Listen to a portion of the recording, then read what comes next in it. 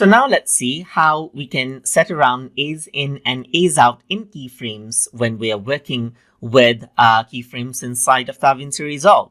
So to do that, I'm going to go around and bring in this footers right here. So you can bring in any footers, and then you can go around onto the inspector right here and then start working around with the keyframes. So what I'm going to do is I'm going to go around right on this section right here, and then I'm going to go around and work around with zoom right here. So I'm going to go just a bit forward right here and change around the zoom, as you can see, just like this. So this is what you have.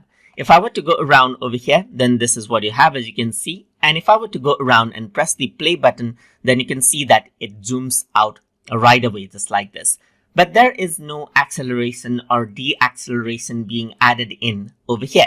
If I were to go around over here onto the properties right here, if I were to click on it, then you see the option to apply different is in option. So if I were to go around over here, right now it is in linear format, meaning the motion itself over here is quite linear right here. But I can go around and turn it into, let's say, for example, like slow start right here. So if I were to go around and press play button right here, then it slowly starts out right here, as you can see. Similarly, I can go around over here to set it to slowly end over here as well. So what happens is that there is a bit of smoothness added to it once you do that. So you can go around over here, as you can see, and this is what you have. You can go around, implement A's in and A's out right here, and so forth.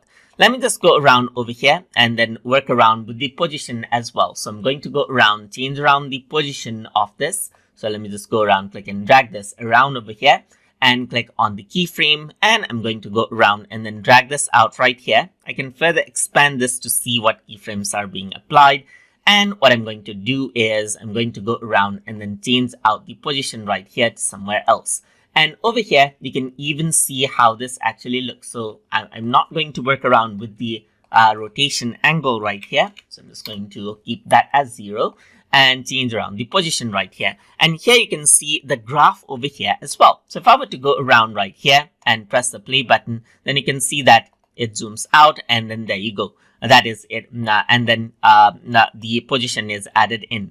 And similarly with the position, what you can do is you can add in a bit of A's out right here. And this is what you see, as you can see. So there's a bit of A's being added in right here, just like this. And you can go around, pull this out over here as well. So what the line that you see actually represents the values over here. So you can pull this out and in over here, just like this as well, to change around the position of the object right here. So you can go around onto the keyframe and you can click on these